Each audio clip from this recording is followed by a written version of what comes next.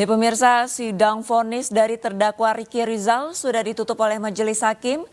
Seperti yang sudah diputuskan oleh majelis hakim bahwa Ricky Rizal divonis 13 tahun penjara.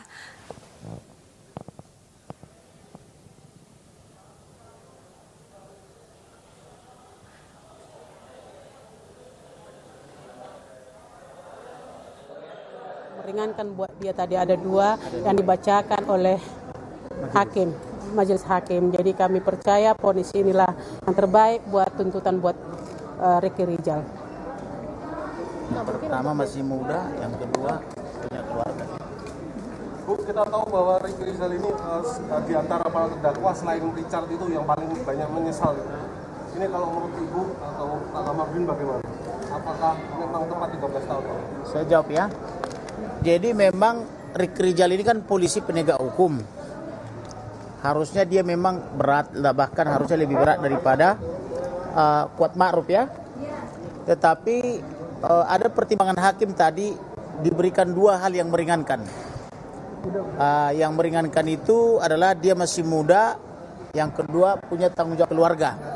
Berbeda tadi dengan Kuat Ma'ruf, hal yang meringankan cuma 1. Itu mungkin pertimbangannya makanya lebih ringan 2 tahun. Tetapi tentang keinginan keluarga supaya dia lebih berat dituntut atau divonis dari tuntutan jaksa sudah terpenuhi. Nah, memang hal yang memberatkan banyak kepada Ricky Rizal karena dia terus konsisten berbohong dan berbelit-belit, dan bohongnya itu pun tidak masuk akal kan begitu. Dan itu juga tadi sudah dipertimbangkan oleh majelis hakim. Nah, semoga ini menjadi pembelajaran kalau orang sudah masuk ke persidangan, bahkan mulai dari penyidikan, sudah harus terbiasa hidup jujur dan terhormat apa adanya. Bukan ada apanya. Ini kan karena ada janji 500 juta, dia terus berbohong, dan saya yakin Ferdy Sambo pun tidak akan memberikan itu lagi karena Ferdy Sambo pun sudah dihukum mati atau divonis mati. Mungkin juga dia tidak ada lagi pemasukan, sudah dipecat dari kepolisian. Saya rasa janji dia untuk memberi 500 juta pun termasuk 1 miliar kepada Baradae tidak akan diberikan lagi, karena kalau dia menggugat Wan Prestasi pun ke pengadilan, misalnya Kuat Ma'ruf menggugat ke pengadilan sama Ricky Rizal, misalnya dibilang Putri Cendrawati sama Ferdy Sambo ingkar janji untuk membayar janji itu 500 juta dan 1 miliar. Saya rasa hakim juga pasti menolak karena tidak boleh ada perjanjian yang melawan hukum, yaitu melanggar pasal 1320 KUH Perdata junto pasal 338 karena kausanya tidak halal atau bukan karena sebab yang halal gitu. Soal besok persiapan seperti apa? Harapannya untuk di sidang vonis Richard Eliezer sendiri dari keluarga ini seperti apa? Kalau untuk Barada Richard Eliezer, kami berdoa dan bermohon kepada majelis hakim, berilah dia keringanan. Karena dia anak muda yang polos, dia berasal dari resimen polisi kombatan atau paramiliter, di mana di sana tidak diajarkan untuk melawan pimpinan atau melawan perintah pimpinan. Berbeda dengan Ricky Rizal, dia itu penegak hukum walaupun di lalu lintas, dia sudah mengerti tentang hukum. Jadi kalau Barada Richard Eliezer itu karena dia di pasukan tempur atau paramiliternya polisi, di sana tidak diminta untuk berpikir. Itu sebabnya kalau yang bekerja di Brimob itu adalah pangkat-pangkat rendah, Barada, atau kalau di TNI itu prajurit. Berbeda misalnya kalau dia penegak hukum itu minimal itu sersan atau katakanlah bribka, brigadir maksudnya, brigadir gitu. Bribda, bribtu, bribka gitu loh ya. Dulu kan Yosua Brimob, mungkin Ibu lihat Richard ini juga Brimob, mungkin ada pesan-pesan terhadap Richard gitu. Joshua itu dulu memang Brimob, tapi dia sudah dimutasi ke Pidum Polri dan dia sudah bersekolah hukum. Bahkan menjelang kematiannya dia sudah lulus dan dinyatakan sah sebagai sarjana hukum. Bang, tapi sejauh ini dari pihak kuasa hukum keluarga puas nggak dengan putusan dari vonis hakim? Soal puas bagaimana ya? Artinya semua keinginan kita sudah diapresiasi oleh majelis hakim. Artinya terhadap Ferdy Sambo yang kita minta diperberat dari tuntutan sudah dipenuhi. Terhadap Putri juga saya minta minimal 20 tahun ya, sudah dipenuhi. Kemudian terhadap Kuat Ma'ruf maupun Ricky Rizal kita minta diperberat dari tuntutan sudah dipenuhi, malah kita minta minimal 15. Dan untuk Wak Ma'ruf sudah dipenuhi 15, dan untuk Ricky Rizal karena ada tadi pertimbangan ada 2 hal yang meringankan sudah terpenuhi. Saya tambahkan mengenai vonis KM dan RR ya. KM ini kan orang sipil ya. Sedangkan RR ini kan aparat polisi. Memang seharusnya vonisnya lebih tinggi dari KM. Ya, satu itu. Kedua, mengenai peran RR ini lebih dominan untuk memuluskan perencanaan perampasan nyawa sejak adanya pelucutan senjata di Magelang. Ya, itu 2. Kedua, nanti kalau memang terdakwa RR ini banding, ya tentunya majelis hakim banding dia akan menilai pertimbangan-pertimbangan tadi ya. Bahkan kalau menurut saya ya, mudah-mudahan saya salah, kalau nanti banding itu majelis banding bisa menghukum lebih tinggi ya. Tapi itu semua terlepas dari keinginan kita. Yang penting kita percayakan kepada hakim sebagai wakil Tuhan. Dia tentunya akan memberikan keputusan yang seadil-adilnya ya. Et aquo et bono ya. Terima kasih. Artinya begini loh. Kan yang melucuti senjata itu kan Bribka Ricky Rizal. Tetapi dia mengaminkan mulai dari penyidikan sampai ke penuntutan sampai ke persidangan ada tembak menembak. Nah pertanyaannya, dengan senjata apa tembak menembak? Orang dia sendiri yang melucuti kan begitu. Jadi artinya harusnya dia oke lah kalau di kepolisian karena waktu itu FS masih kadipropam, boleh-boleh saja mungkin dia takut dia ditembak juga, boleh-boleh saja. Tapi dengan dipecatnya atau diberhentikannya Ferdy Sambo maupun Putri telah ditahan, harusnya dia bisa jujur dan berterus terang mengatakan senjatanya sudah saya lucuti di Magelang dan tidak mungkin lagi tembak menembak begitu. Jadi artinya harusnya dia jujur dan berterus terang. Nah sekarang dia karena tidak jujur dan berterus terang tidak dapat 500 juta, malah dapat ganjaran 13 tahun. Demikian juga Wak Ma'ruf ini kan di pengadilan kan tidak ada rasa bersalah. Sampai tadi juga dia masih songong, dia bikin jempol-jempol begini 2 kali pasca diputus. Jadi apakah dia sebenarnya waras apa tidak gitu loh menghadapi vonis itu kan begitu. Harusnya kan dia merasa sedih, merasa terharu atau bagaimana gitu ya. Tapi dia tadi masih bangga juga dia divonis 15 tahun. Jadi artinya mungkin ada masalah kejiwaan kali buat dia gitu loh. Mengenai RR ya, ketika rombongan PC tiba di rumah Saguling ya, kemudian PC menceritakan peristiwa kepada FS mengenai peristiwa di Magelang ya. RR ketika dimintain tolong oleh FS mengenai backup dan tembak, dia tidak berani karena tidak kuat mental ya. Tadi pertimbangan bagus ya. Apabila memang tidak ada niat untuk merampas nyawa, harusnya FS tidak memanggil RE, ya cukup berhenti di RR, ya satu itu. Kedua, RR ketika disuruh Ferdy Sambo memanggil RE, dia ditanya, ada apa bang? RR tidak terus terang, padahal dia tahu bahwa FS ini akan memiliki kehendak untuk merampas nyawa. Nah ini yang memberatkan sebetulnya. Dia mengetahui tapi tidak memberitahukan kepada RE. Ya. Demikian juga dia tidak memberitahukan kepada Yosua, padahal dia sebelum eksekusi di Duren 3, dia mengawal terus Yosua ketika di taman. Itu yang memberatkan. Ya.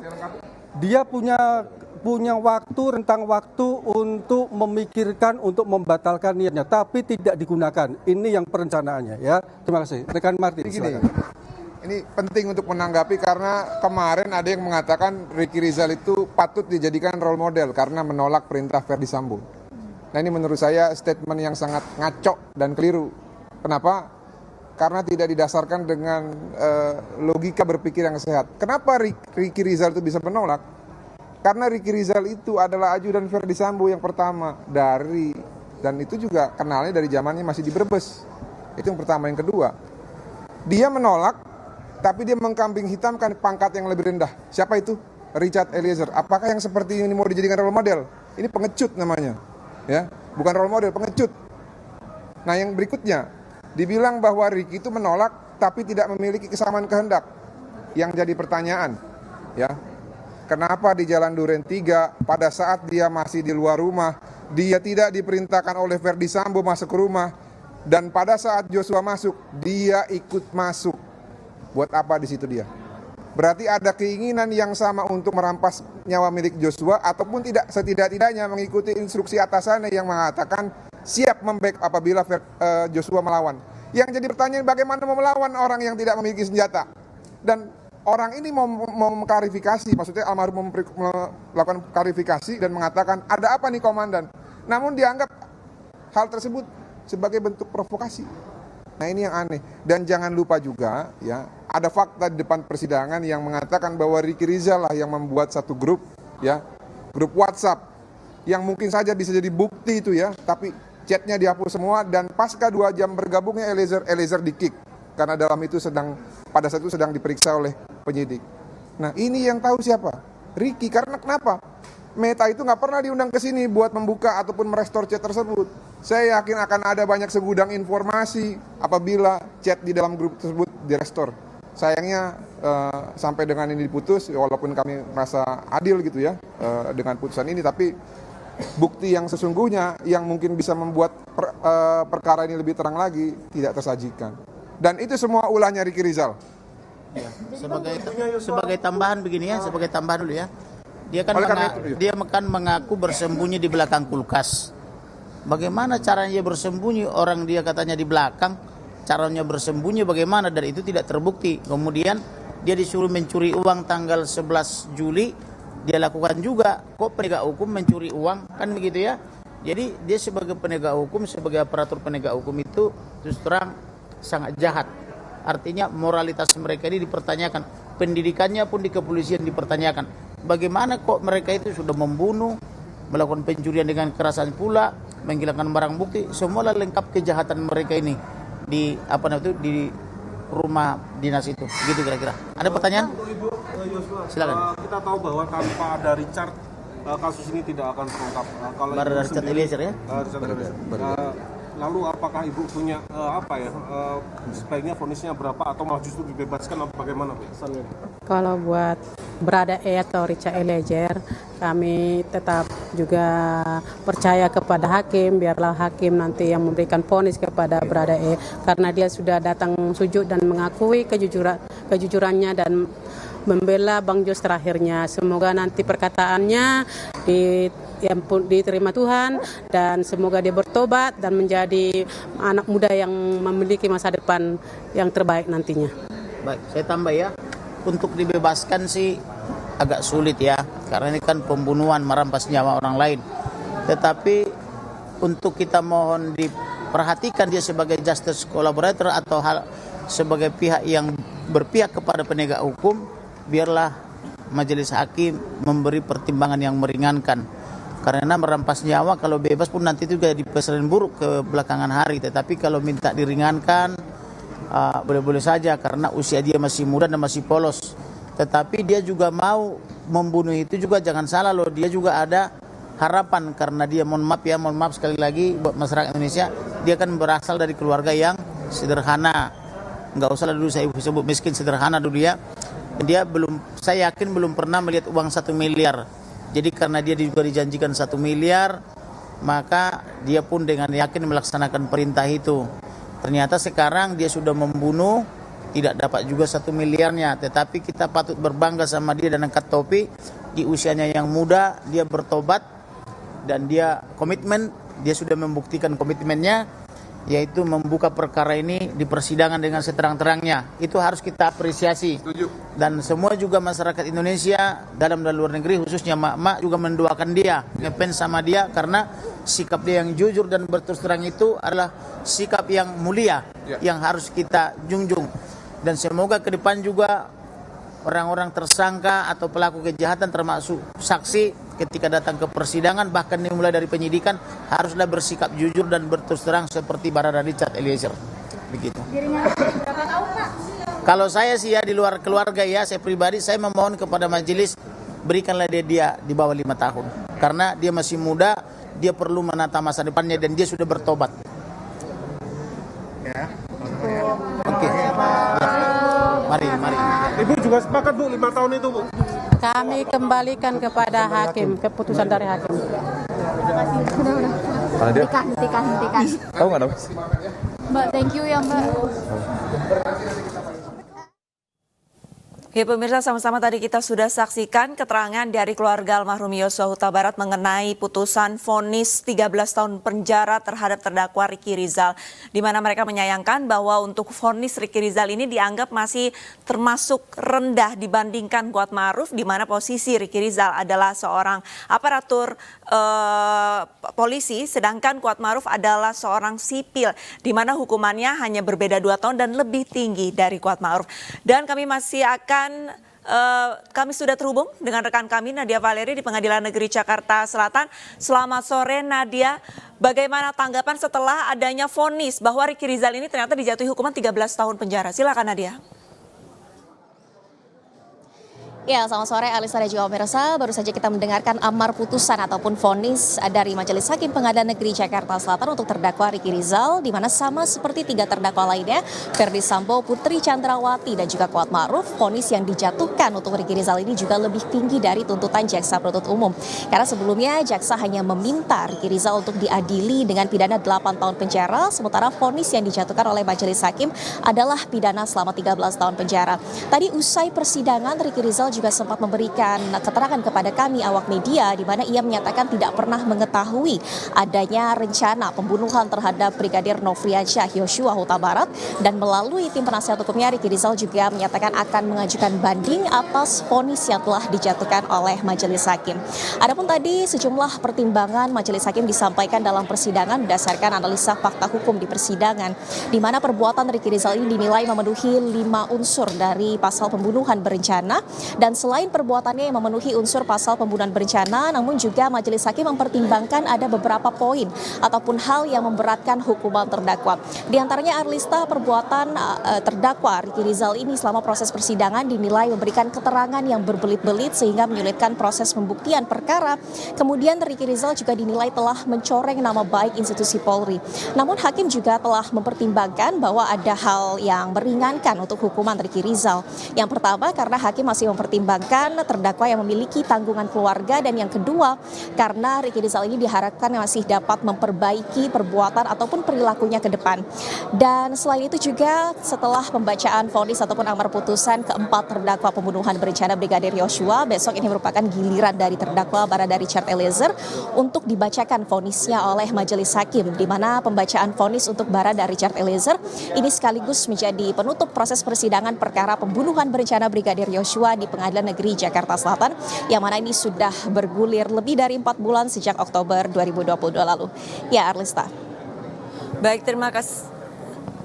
Baik Nadia, lantas untuk dari pihak keluarga Ricky Rizal, Nadia, apakah Anda mendapatkan informasi bagaimana tanggapan dari keluarga Ricky Rizal atas vonis pada hari ini? Ya, Alisa, sebetulnya tadi di ruang sidang utama Pengadilan Negeri Jakarta Selatan ini nampak kehadiran dari salah satu paman terdakwa Ricky Rizal. Namun memang keluarga dari terdakwa enggan memberikan komentar terkait dengan kasus yang menjerat terdakwa, kemudian juga apa tanggapan mereka untuk vonis yang dijatuhkan pada hari ini. Dan tadi kami juga sebelum dijatuhkannya vonis ini, bahkan untuk pihak keluarga sudah terlebih dahulu meninggalkan ruang sidang utama Pengadilan Negeri Jakarta Selatan.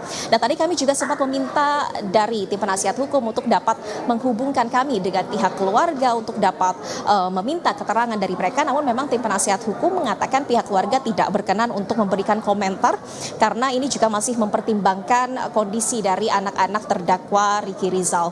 Sehingga saat ini ataupun hari ini memang pihak keluarga, meskipun ada beberapa yang menonton persidangan secara langsung di Pengadilan Negeri Jakarta Selatan, namun tidak ada komentar yang diberikan kepada awak media. Ya, Arlista. Terima kasih banyak atas laporannya Nadia Valeri dan selamat kembali bertugas.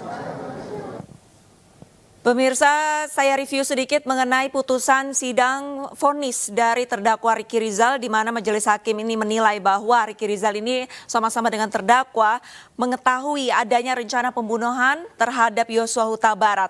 Ricky Rizal memang menolak untuk membunuh, tapi Ricky Rizal juga tidak menolak untuk mengikuti ataupun membackup eksekusi pembunuhan Yosua. Ricky Rizal juga turut mengawal terdakwa lainnya dalam eksekusi Yosua Huta Barat.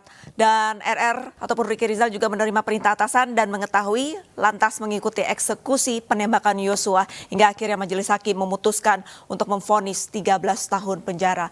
Pemirsa, demikian breaking news bersama saya Arlisa Hadi dan tetap ikuti terus program kami selanjutnya bersama Stefani Patricia dan Syafaati Suryo.